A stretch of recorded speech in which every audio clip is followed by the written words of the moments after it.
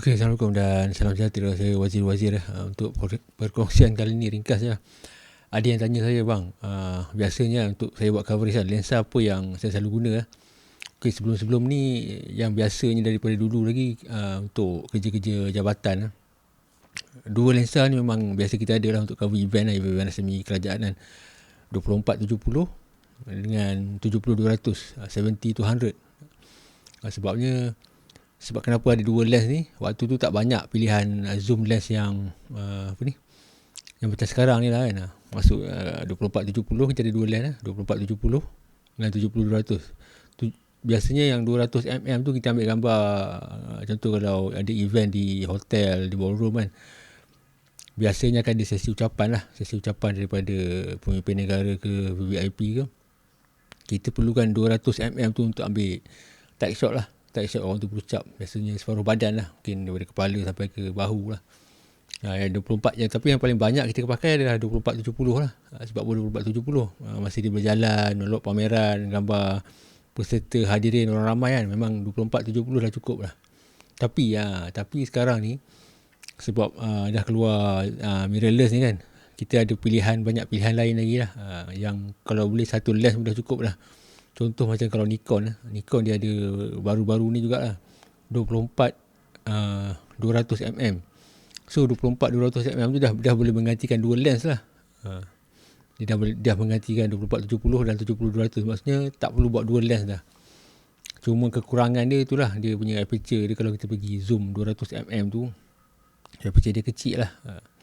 Tapi untuk pengetahuan, walaupun aperture dia kecil, kita perlukan naikkan ISO kan, gambar tu masih lagi boleh dipakai lah. Jadi lebih mudah lah. Dan antara kelebihan lensa, satu lens ni 24-200 ni, kita tak perlu tukar-tukar lens, okey, dan akan menjaga kebersihan sensor lah. Sensor kita akan bersih lah, tak ada abuk kan. Pasal kita jarang buka, dia punca sensor tu abuk, kita buka pasang, dia akan abuk. Jadi tak perlulah kita nak cuci kan.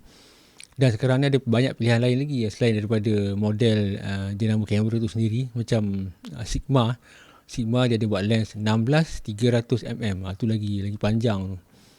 Maksudnya daripada wide angle, lebih wide daripada 24 ni, 16mm sampai 300mm. Benda-benda macam tu, kalau ada lens tu lagi bagus lah.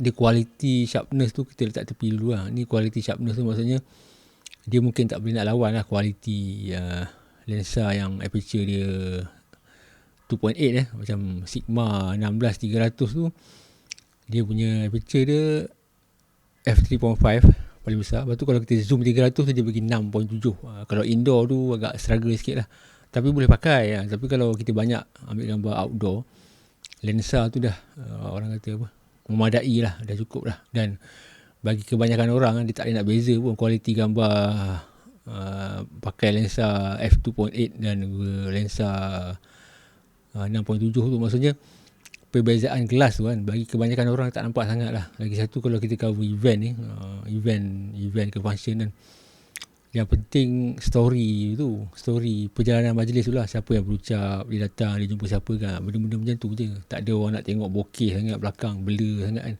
Dia bukan artistik sangat. Dan tengok jenis coverage kita lah.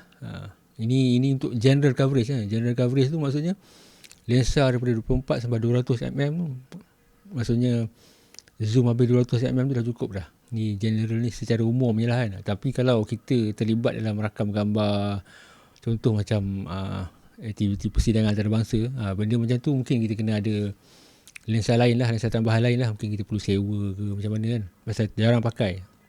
Sebab untuk aktiviti persidangan antarabangsa, contoh ASEAN lah, baru-baru ni ASEAN tahun lepas lah, kita perlukan lensa 300 ataupun 400mm pasal kedudukan jurufoto tu jauh di belakang.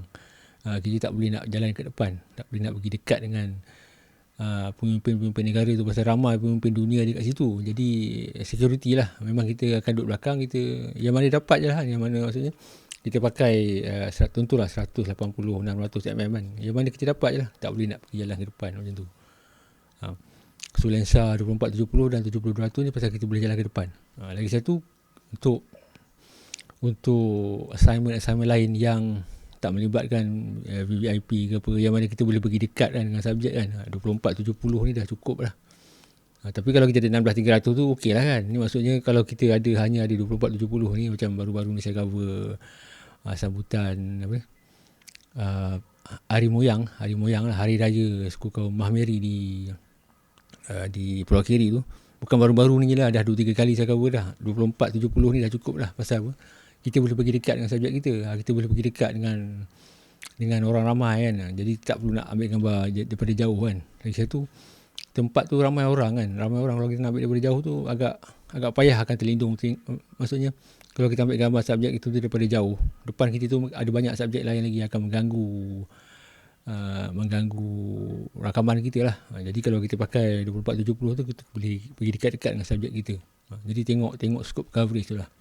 So kesimpulannya, untuk general coverage 24-70 ataupun kita ada lens 16-300 ataupun kita ada 24-200 mm, dah cukup dah benda tu. Tak perlu nak beli lensa yang panjang-panjang lain lagi lah. Itu kalau nak buat bird fotografi, sport fotografi, itu lain lah. Okay, kalau ada tak clear lagi boleh tanya di ruang komen lah.